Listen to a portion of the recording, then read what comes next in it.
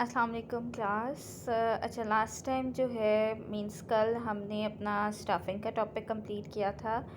आज अब नेक्स्ट आ जाओ जी ट्रेनिंग एंड डेवलपमेंट के ऊपर। What is training and development of employees basically, ठीक है। So what is training and development? Training हम किस चीज़ को कहते हैं? Training is an instrument of developing the employees by increasing their skills and improving their behavior. Technical managerial skills are needed by the employees for performing the jobs assigned to them. ठीक है। Training basically एक ऐसा instrument है जिसके through जो HRM है वो employees की स्किल्स को इम्प्रूव करती है, उनके बिहेवियर को इम्प्रूव करती है, ठीक है, कि वो एज़ मच एज़ बेटर काम कर सकें ताकि वो ऑर्गेनाइजेशन के लिए और जो है फ्रूटफुल साबित हों, ठीक है। अब इसमें कौन कौन सी आ जाती हैं स्किल्स? आपकी टेक्निकल स्किल को एज़ मच एज़ पॉलिश किया जा सके, मैनेजरियल स्किल्स को किया जा सके ताकि परफॉर्मेंस जो है needed by the employees for performing the job, ताकि वो और बेहतर से परफॉर्मेंस दे सकें अपनी जॉब में, ठीक है। Training is required to be given to new employees as well as existing employees. अब देखो, ट्रेनिंग जो है वो न्यू एम्प्लॉयज़ को भी दी जाती है एज़ वेल एज़ जो पहले से होते हैं एग्जिस्टिंग, उनकी भी ट्रेनिंग की जाती है। न्यू को वो ट्रेनिंग दी जाती है ताकि वो उस ऑर्गेनाइजेशन को अच्छे से समझ सकें और उसको का पार्ट बन सकें। एग्जिस्टिंग एम्प्लॉयज़ को इसलिए दी जाती है ताकि वो मज़ीद बेहतरी ला सकें और न्यू के साथ मिलके काम कर सकें और जॉब मार्केट में ज़्यादा कॉम्पिटिटिव बन सकें। Methods to be used for training and the duration for which training should be given is decided by the management according to the objectives of the training, the number of persons to be trained and the amount of training needed by the employees. अब किस तरह का method इस्तेमाल करना है training के लिए, क्या ड्यूरेशन होगी ट्रेनिंग की, ये मैनेजमेंट यानी एचआरएम डिसाइड करती है, ठीक है। फिर उस ट्रेनिंग का फ़ायदा क्या होगा, कितने लोगों को वो ट्रेनिंग देनी है, और उस the number of persons to be train and the amount of training, कि कितने लोगों को और कितनी किस्म की ट्रेनिंग या कितनी अमाउंट ऑफ ट्रेनिंग देनी है एम्प्लॉयज़ को, ये एचआरएम डिसाइड करती है।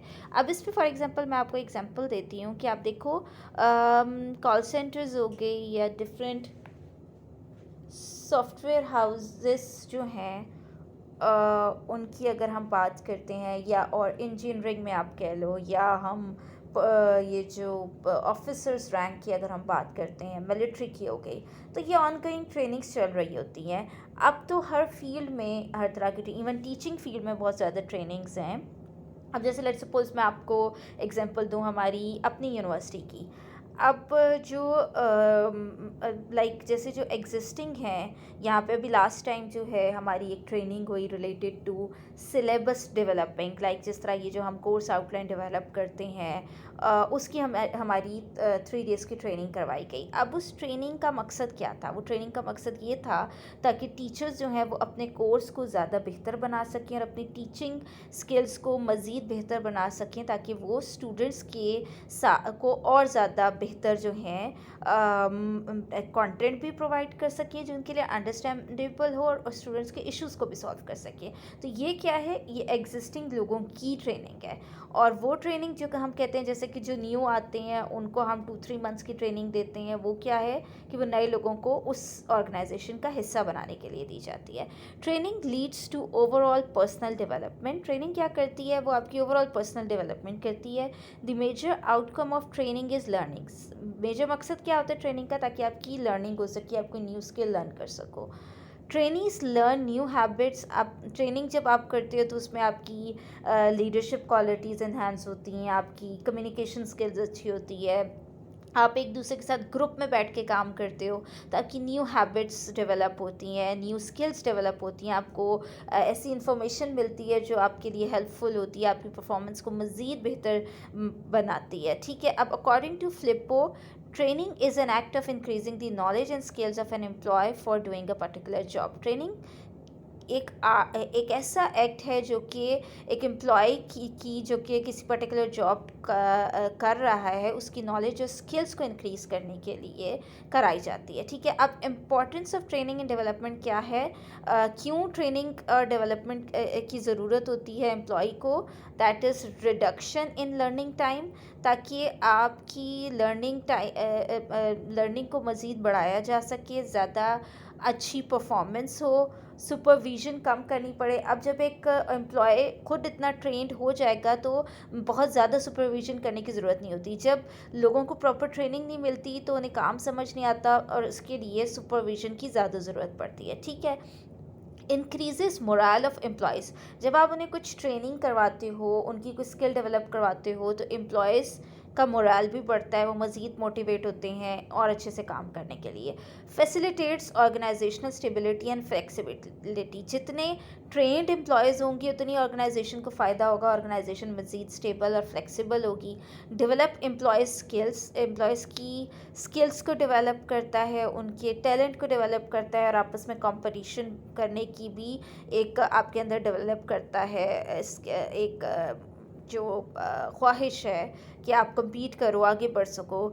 एक्सीडेंट्स को कम करता है, क्योंकि जब आप ट्रेंड होते हो किसी चीज़ में तो रेयर चांस होता है कि आप कोई गलत काम करो और कुछ ऐसे एक्सीडेंट्स हो जाएं। तो ट्रेनिंग इसलिए ज़्यादा, अब जैसे अगर हम कहें कि एक पायलट है, उसको क्यों एज़ मच एज़ ज़रूरत है कि उसकी मज़ीद से मज़ीद अच्छी ट्रेनिंग कराई जाए, क्योंकि जितना अच्छा वो ट्रेन होगा उतना अच्छा वो प्लेन उड़ा सकेगा। जब उसकी ट्रेनिंग में कमी होगी तो एक्सीडेंट्स के ज़्यादा चांस होंगे। Better use of raw material and other sources, फिर जो रॉ मटेरियल है किसी ऑर्गेनाइजेशन का या सोर्सेज है, एक अच्छा ट्रेंड एम्प्लॉय उसको ज़्यादा बेहतर तरीके से इस्तेमाल करेगा, जिसकी ट्रेनिंग नहीं होगी वो उसका नुकसान भी करेगा, ठीक है। और प्रोडक्ट, जब आपकी ट्रेनिंग अच्छी होती है, आप एक अच्छे प्रोसेस से गुजर रहे होते हो, तो आपकी प्रोडक्शन भी ज़्यादा होती है, प्रोडक्शन ज़्यादा होती है तो अल्टीमेटली ऑर्गेनाइजेशन को फ़ायदा होता है। दैट्स वाई ऑर्गेनाइजेशंस बहुत बहुत पैसे खर्च करते हैं अपनी एम्प्लॉयज़ की ट्रेनिंग में, ठीक है। आगे आ जाते हैं methods of training. Training methods क्या क्या हैं, दो तरह के मेथड्स होते हैं ट्रेनिंग के। एक होता है ऑन दी जॉब, जब आप जॉब कर रहे हो उसमें, और एक होता है ऑफ दी जॉब, जब आप जॉब नहीं कर रहे। मींस कि आप ऑन दी जॉब मींस कि जब आप प्रेजेंट हो अपने वर्क प्लेस पे, और ऑफ दी जॉब है जब आप प्रेजेंट नहीं हो अपने वर्क प्लेस पे, ठीक है। अब ऑन दी जॉब ट्रेनिंग क्या होती है, इंस्ट्रक्शंस दी जाती है कि आपको सुपरवाइज़र मैनेजर आपको इंस्ट्रक्ट कर रहा है कि ये काम ऐसे करना है, इसको ऐसे ऐसे करो, इस तरीके से लेके चलना है आपको।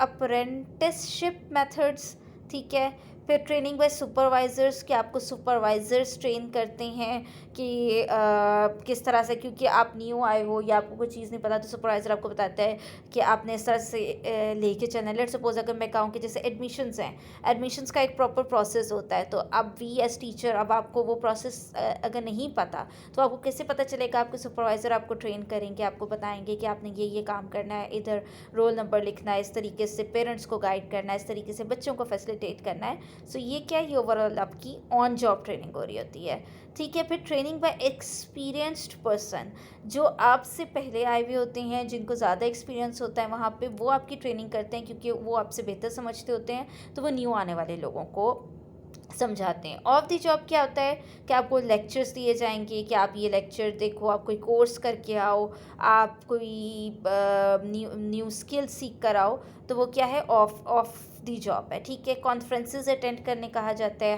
अब कॉन्फ्रेंसेस सिर्फ यूनिवर्सिटी लेवल पे नहीं होती, मेडिकल कॉन्फ्रेंसेस होती हैं, इंजीनियर्स के लिए होती हैं, डॉक्टर्स के लिए होती हैं, मिलिट्री वालों के लिए होती हैं, तो इसी तरह टीचर्स एकेडमिक्स में होती हैं। तो कॉन्फ्रेंसेस के थ्रू भी आप लर्न करते हो, सेमिनार्स के थ्रू आप लर्न करते हो, रोल प्ले करके, केस स्टडीज़ के थ्रू, कि आप कोई किसी किस्म की केस स्टडी लोगे कि अच्छा एक पायलट को अब अगर लर्न करवाना है तो उसको एक किसी और पायलट की केस स्टडी दी जाएगी कि देखो ये किस तरीके से करता था, रोल प्ले करके, कि अपने आप को किसी और की जगह, जो पहले एक ज़रा कोई अच्छा एक फ़ेमस कोई बंदा या कोई फ़ेमस पायलट आप कह लो कि अगर वो गुज़रा है तो उसकी जगह अपने आप को रख के उसको कहा जाता है कि आप सोचो कि आप इसमें इसकी तरह कैसे परफ़ॉर्म कर सकते हो, ठीक है?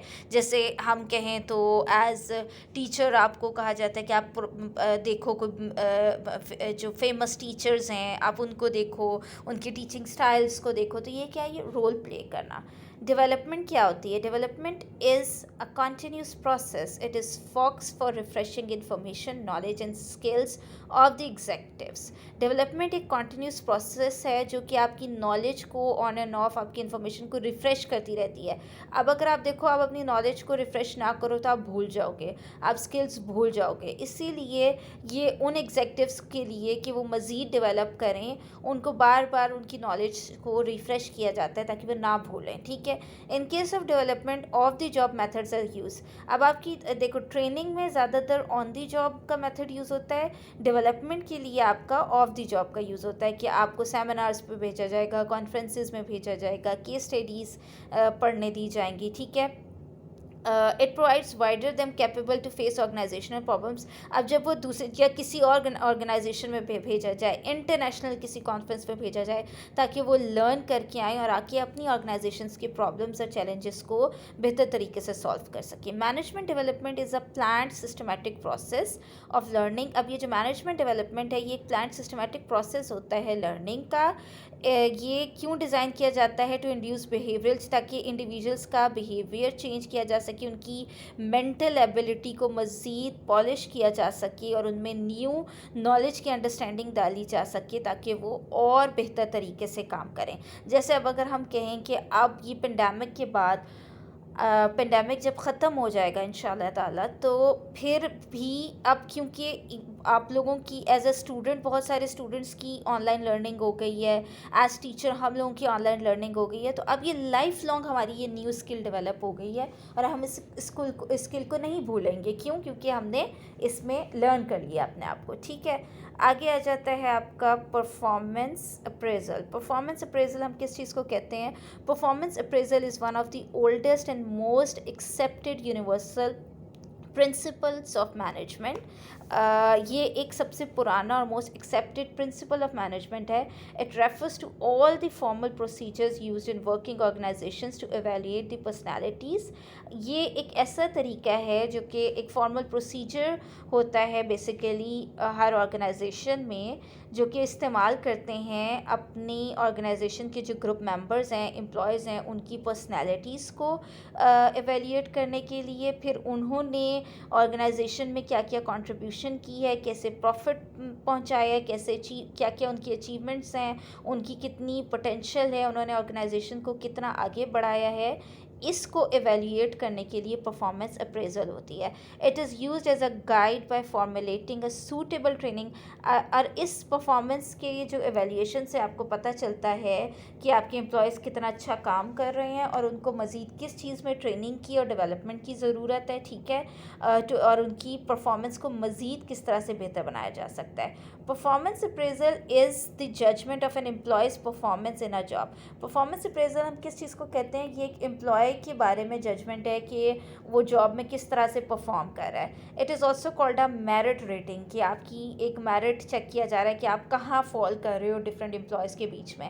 All managers are constantly in forming judgement of their subordinates and are continuously making appraisals. जितने भी टॉप मैनेजर्स होते हैं वो कॉन्टीन्यूसली अपने जो सबऑर्डिनेट्स हैं उनको के बारे में जजमेंट क्रिएट कर रहे होते हैं और देख रहे होते हैं कि वो कितना अच्छा काम कर रहे हैं, और अगर नहीं काम कर रहे तो क्यों नहीं कर रहे। It is a systematic evaluation of the individuals with respect to his performance. ये एक एवेल्यूएशन का प्रोसेस है किसी भी इंडिविजुअल का, उसकी जॉब रिलेटेड, उसकी परफॉर्मेंस रिलेटेड, उसकी potential for development related. The immediate supervisor is in charge. जो आपको सुपरवाइज़र होता है वो जो आपके ऊपर आ रहा होता है, वो आपको, जो हर एम्प्लॉय के ऊपर जो एक इंचार्ज आ रहा होता है, वो चेक करता है ओवरऑल हर एम्प्लॉय की परफॉर्मेंस को। और जो मैनेजेरियल्स हैं उनको कौन करते हैं? उनको उनसे टॉप मोस्ट लोग जो हैं वो करते हैं कि वो किस हद तक अचीव करें गोल्स को, प्लान्स कितने अच्छे से बना रहे हैं, और एक मैनेजेरियल लेवल पे वो कितना अच्छा प्लानिंग, ऑर्गेनाइजिंग और लीडिंग एंड कंट्रोलिंग का काम कर रहे हैं। ठीक है, फिर ऑब्जेक्टिव ऑफ परफॉर्मेंस अप्रेजल क्या है? परफॉर्मेंस अप्रेजल का फ़ायदा क्या होता है? ये बेसिकली हेल्प करता है मैनेजर्स को कि वो डिसाइड करें कि कौन से लोग हैं जो मेरिट पे आ रहे हैं और उनको मज़ीद प्रमोशन मिलना चाहिए या पे इंक्रीज़ करनी चाहिए। ठीक है, किसी भी एम्प्लॉय का फ्यूचर डिटरमाइन करने के लिए कि ये बंदा इस ऑर्गेनाइजेशन के लिए अच्छा है, कामयाब, मतलब कि ये ऑर्गेनाइजेशन को फ़ायदा पहुंचा रहा है या इसको हमें निकाल देना चाहिए। ठीक है, ये देखने के लिए कि किस किस लेवल पे एम्प्लॉयज़ को ट्रेनिंग की ज़रूरत है, एम्प्लॉयज़ को मोटिवेट करने के लिए, क्योंकि जब उनको पता होगा कि हमारा कंपटीशन है, हमारी पोजीशन आएगी कि हम किसी एम्प्लॉय से ऊपर या नीचे की रैंकिंग हमें मिलेगी, तो या इसके ऊपर हमारी कंपनसेशन, बोनस और प्रमोशन डिपेंड करता है, तो वो मज़ीद मोटिवेट होते हैं अच्छा काम करने के लिए। फिर एम्प्लॉय जो टू आइडेंटिफाई, फिर उन एम्प्लॉयज़ को आइडेंटिफाई करने के लिए कि जो अच्छा काम नहीं कर रहे और उनको कहीं उनके ट्रांसफ़र की ज़रूरत है या उनको डिमोट करने की ज़रूरत है या निकालने की ज़रूरत है। फिर एक डिज़ायरेबल और ट्रेडिशन कल्चर बनाने के लिए, ताकि हर किसी को पता हो कि हम यहाँ पे एक बेहतरीन काम करने आ रहे हैं, हम अपनी परफॉर्मेंस अच्छे करने आ रहे हैं। और फिर नॉमिनेट करने के लिए कि कौन से ऐसे एम्प्लॉयज़ हैं जो अच्छा काम कर रहे हैं और उनको मज़ीद अच्छी ट्रेनिंग की ज़रूरत है, या कौन से ऐसे एम्प्लॉयज़ हैं जो जिनके काम में थोड़ा लैग कर रहे हैं और उनको भी कुछ ट्रेनिंग की ज़रूरत है। ठीक है, अब इसमें मैं आपको एक एग्जांपल देती हूँ परफॉर्मेंस अप्रेजल कैसे काम करता है। बिल्कुल ऐसे ही काम करता है जैसे आप लोग देखो, आप लोगों का हम टेस्ट लेते हैं। ठीक है, आप लोगों को कहते हैं कि आपको मोटिवेट करते हैं कि आप अच्छी प्रेजेंटेशन दोगे तो आपको इतने नंबर मिलेंगे। ठीक है, आप अच्छा परफॉर्म करोगे तो आपका अच्छा सीजीपीए आएगा, अच्छा सीजीपीए आएगा तो आप गोल्ड मेडल के लिए जो है वो आप फाइट कर रहे हो कि किसी एक को गोल्ड मेडल मिलता है, इस तरह से। तो ये क्या है? ये आपकी परफॉर्मेंस अप्रेजल है जो हम चेक कर रहे हैं ना। बिल्कुल सेम इसी तरह ऑर्गेनाइजेशंस अपने एम्प्लॉयज़ को भी चेक करती है। अब कैसे चेक करती है? जैसे लेट सपोज मैं कहूँ ऑन टीचिंग लेवल, स्टूडेंट से एवेल्यूएशन लेके ये ऑर्गेनाइजेशन चेक कर रही होती है कि कौन से स्टूडेंट्स जो हैं वो किस टीचर को समझते हैं कि वो अच्छा पढ़ाती हैं, किसको समझते हैं कि वो नहीं अच्छा पढ़ाती, उनको मज़ीद कोई स्किल डेवलप करने की ज़रूरत है। फिर इसी तरह कि ये देखा जाता है जैसे ओवरऑल हमारी, कि अगर हमने कोई डिग्री इन्हांस की है, जैसे अगर एमफिल हैं, पीएचडी कर लिया है, तो इसका मतलब मज़ीद डेवलपमेंट किया है, कोई कॉन्फ्रेंसेस अटेंड किए हैं, कहीं पेपर प्रेजेंट किए हैं, कोई पब्लिकेशन हुई है, कोई राइटिंग का काम किया है, कोई अदर आउटस्टैंडिंग अचीवमेंट की है, तो इससे ये ओवरऑल आपकी रिपोर्ट में लगता है, जिससे आप जो ऑर्गेनाइजेशन है वो ये फाइंड आउट करती है कि ये बंदा कितना कैपेबल है, कितनी कोई अपनी नॉलेज इन्हांस कर रहा है, कितना ये चाहता है कि ये मज़ीद आगे बढ़े। और या फिर वो लोग भी आइडेंटिफाई करते हैं जो जिनसे काम नहीं हो रहा, तो उन्हें मज़ीद ट्रेनिंग की ज़रूरत है, या वो लोग जो बिल्कुल काम करना नहीं चाह रहे, जो ऑर्गेनाइजेशन को फ़ायदा नहीं पहुंचा रहे। तो बिल्कुल वैसे ही जैसे एक स्टूडेंट की परफॉर्मेंस चेक की जाती है, इसी तरह हर ऑर्गेनाइजेशन अपने एम्प्लॉयज़ की भी परफॉर्मेंस को चेक करता है। ठीक है, ये टॉपिक भी हमारा कंप्लीट हो गया है। अच्छा, अब आप लोगों ने करना ये है कि ये बड़ा इजी सा टॉपिक है, ये भी आप लोगों को अगर इससे रिलेटेड कुछ समझ ना आए तो आप मुझसे पूछ सकते हो। ठीक है, और अगर समझ आ गई है तो आप लोगों ने इससे रिलेटेड एग्जाम्पल्स देनी है। जो जो रिस्पॉन्ड करेगा, अगेन वही बात, अटेंडेंस उन्हीं की मार्क होगी। ठीक है, ओके क्लास, अल्लाह हाफ़िज़।